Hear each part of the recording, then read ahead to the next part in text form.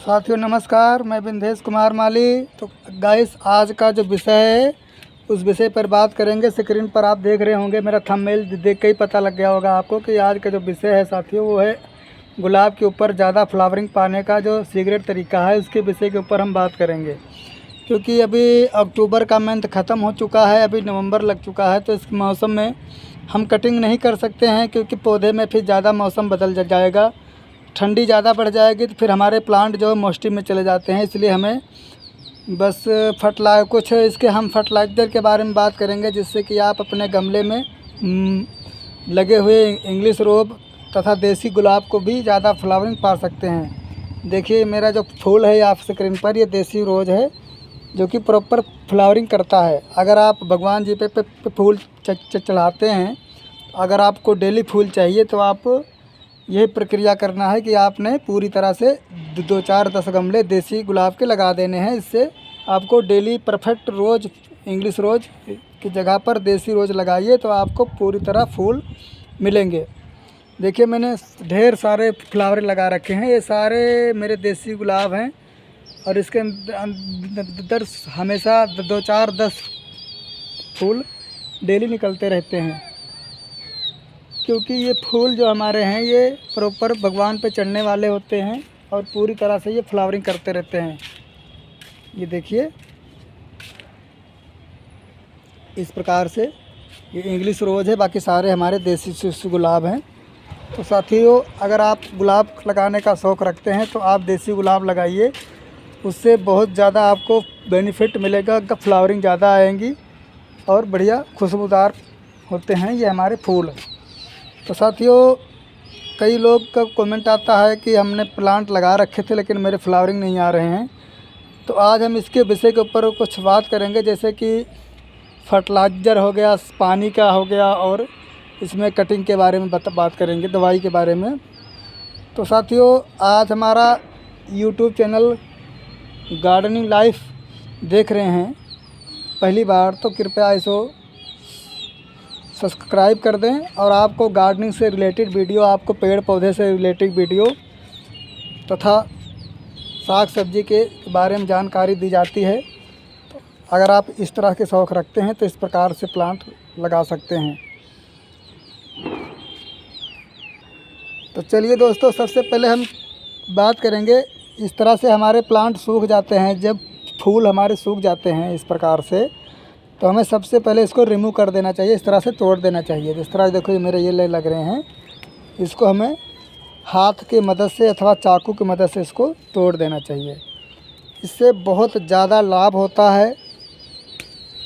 इससे आपके गुलाब के ऊपर आएंगी बहुत ज़्यादा कलियां। अगर हम कटिंग कर देते हैं यहाँ से, इस प्रकार से देखिए, हम कटिंग कर देते हैं तो यहाँ से पूरी तरह से इसमें कलियां, न्यू ब्रांच निकलकर सामने आ जाती है और इन्हीं ब्रांचों में हमारी डोडियाँ बनती हैं, डोडियाँ खिलती हैं, जिससे देखिए ये कलियां खिल रही हैं। अगर आप ये प्रक्रिया नित्य करते रहते हैं, इस तरह देखिए मैंने कर दिया है, तो इसको भी अगर हम इस तरह कट कर देंगे तो आपको बहुत बढ़िया रिजल्ट इसके अंदर निकल कर आएगा।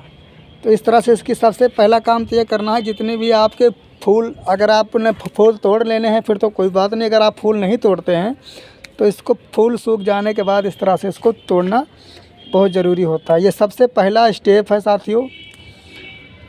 अगर आप ये प्रक्रिया करते हैं तो आपको हमेशा फूल की कभी कमी महसूस नहीं होगी, क्योंकि हमेशा फूल इसके अंदर ये हमारे प्लांट देते रहेंगे। इसको उठा के हम इसी किसी गमले में ही डाल देंगे तो कि इसका खाद बन जाएगा। उसके बाद साथियों, हम बात करें इसके फर्टिलाइज़र की, तो फर्टिलाइज़र जो इसका होता है, अभी सितंबर का महीना चल रहा है, तो आप किसी भी नर्सरी से या किसी बीज दुकान से एक आता है नीम खली DAP के ले आना है थोड़ा सा, और जी आपने ले आना है बर्मी कंपोस्ट 1 कट्टा, 10 किलो का बैग मिलता है, और बोन मील एक खाद आती है जो कि हड्डी का चूरा होता है, तो उसको गुलाब के लिए बहुत बढ़िया फर्टिलाइज़र होता है। पर इसको ध्यान रखें कि आप तुलसी के प्लांट में मत डालें। उसके बाद इन तीनों चारों खाद को मिला कर के थोड़ा सा DAP का मात्रा कम रखें। बस अगर आधा किलो आप डालें हैं तो उसका 200 ग्राम ही डालें। और सारा मिश्रण बना करके एक एक दो दो चम्मच, अगर गमले छोटे हैं, देखिए मेरा इस साइज़ के जो गमले हैं इसके अंदर मैंने 2-2 चम्मच भर भर के डाल दिए थे पिछले हफ्ते। और पूरी तरह देखिए आपको रिज़ल्ट निकल के सामने आ रहा है, पूरी तरह फ्लावरिंग कर रहा है ये गुलाब। तो ये बहुत ही बढ़िया जो आपको मैंने फर्टिलाइज़र बताया हूँ, तो आप इस चीज़ को इस्तेमाल कर सकते हैं, क्योंकि ये कोई आम बात नहीं है, क्योंकि अब माली का बताया हुआ नुस्खा है। मैं एक माली का काम करता हूँ जी। तो आप लोग इस प्रक्रिया को अपनाएं और एक ही पेड़ पर अनगिनत फूल पाएँ। तो दूसरा साथियों इसका स्टेप है कि हमारे को गमले को पूरी तरह से सनलाइट में रखें। हो सके तो पूरी तरह सनलाइट में, नहीं तो 2-4 घंटे की धूप तो ज़रूरी ही है, क्योंकि सर्दियां आ रही हैं तो इन मौसम में हमको धूप इनको बहुत ज़रूरी है। देखिए खाद डालते ही मेरे इंग्लिश रोज़ का प्लांट था साथियों, इसके ऊपर देखो पूरी तरह से न्यू ब्रांच निकल कर सामने आ रही है। इस तरह से देखिए वाइट कलर के फूल खिल रहे हैं। और ये मेरे 4 साल 5 साल पुराने प्लांट है, कोई आज के लगाए नहीं हैं जी। तो इस फर्टिलाइज़र को अगर आप यूज़ करते हैं और इस तरह से आप इसको धूप में रखते हैं, तो मैं गारंटी है कि इस चीज़ का कि पूरा दवा कि फूल आएंगे, बरम्फर फूल फ्लावरिंग करेगा, क्योंकि ये 22 साल का एक्सपीरियंस है इस बात का। दूसरा साथियों, आप इसको धूप में रखेंगे, उसके बाद इसको हफ्ते में 1 दिन पानी से प्रेशर से, जिस तरह से पाइप से पूरी तरह से इसको धो देना है। पानी से धोने से क्या होता है, इस तरह धूल मिट्टी वगैरह जमी होती है पूरी तरह से साफ़ हो जाएगी। तो इस प्रकार से अगर आप प्रक्रिया अपनाते हैं तो पूरी तरह से आपका गुलाब फ्लावरिंग करने लगेगा। उसके बाद साथियों इसको साल भर में एक बार इसकी रिपोर्टिंग ज़रूरी है। और गहरी गुड़ाई, जी हाँ, हफ्ता से 10 दिन 15 दिन के बाद इसको पूरी तरह से गहरी गुड़ाई करना ज़रूरी है। खुरपा से गुड़ाई कर देना है। करने के बाद इसको 3-4 दिन पूरी तरह से धूप लग जाने देना, सूख जाने देना, पूरी तरह मिट्टी इसकी ड्राई हो जाए। तब ये जो खाद मैंने आपको फर्टिलाइज़र बताया है, आप ये खाद जो है बाज़ार से ला करके और उसको पूरी तरह से मिक्सर करके 2-2 चम्मच हर गमले में डाल करके शाम के टाइम पानी लगा देना है। पानी लगाते टाइम ये चीज़ का ध्यान रखना है दोस्तों कि पानी ज़्यादा गमले से ओवर ना हो। कई बार लोग क्या करते रहते हैं जी, मतलब खाद डाल दिया, दवाई डालने के बाद पानी जब लगाते हैं तो उसके बाद क्या करते हैं कि पानी टूटी लगा दी, चला दी, पानी प्रेशर पाइप का, और पानी सारा बाहर ही निकलने लगता है। तो ऐसा बिल्कुल ना करें, क्योंकि हम जब अगर पानी निकल जाएगा तो हमारा जितना भी खाद है, फर्टिलाइज़र है, सब बाहर निकल जाएगा। तो इसलिए हमें ये चीज़ गलती नहीं करनी है। हमें खाद का जब डालें तो पानी इतना ही डालें कि पानी गमले के अंदर ही रह सके, बाहर ना निकले। दूसरी बात साथियों, इस तरह से इसकी कटिंग करना बहुत ज़रूरी है, क्योंकि ये जो टिप्स मैं बता रहा हूँ ये पेड़ पौधे के लिए सबसे बढ़िया, क्योंकि ये सारा खुराक यही खींच लेता है। फिर इसके अंदर बीज बनना शुरू हो जाता है। फिर हमारी जो कलियाँ हैं, हमारा जो प्लांट है पूरी तरह से ग्रो नहीं कर पाता है, और जो दूसरी कलियाँ खिलता है उसके ऊपर मोटे फूल नहीं आ पाते हैं। अगर आप इस फर्टिलाइज़र को यूज करोगे तो आप महसूस करना कि देखना पहले के तुलना में आपको फूल का साइज़ बहुत मोटा निकलेगा और बड़ा भी निकलेगा, और आप बिल्कुल सही महसूस करेंगे, हाँ भाई खुशबूदार भी है और बढ़िया भी है। और जो फूल 5 दिन के अंदर झड़ जाता है, ज़मीन में गिर जाता है, वो कम से कम 10 दिन 15 दिन आराम से हफ्ता निकाल देगा। दूसरी बात, कई लोग दोस्तों एक गलती और करते हैं कि इसके अंदर पानी बहुत ज़्यादा डालते हैं, वो सुबह उठ के ही पानी ही डालना शुरू कर देते हैं। तो ये सबसे बड़ी भूल है, गलती। पानी डालने का जो सिस्टम होता है साथियों, कम से कम 3 दिन 4 दिन 5 दिन 2 दिन, जैसे जैसे मौसम चेंज होगा उसी तरह से इसका समय बदलते रहना है। ये देखिए मेरा इसी गमले को देख लीजिए, इस तरह ये जब तक मिट्टी पूरी तरह ड्राई ना हो जाए, अभी मिट्टी गिल्ली है क्योंकि इसके अंदर शाम को पानी डाला गया है। जब आप इस तरह उंगली मार कर देख लेंगे, फिंगर मार के, अगर आपको लगता है कि मिट्टी गिल्ली है तो आप पानी नहीं डालना, क्योंकि मौसम चेंज हो रहा है।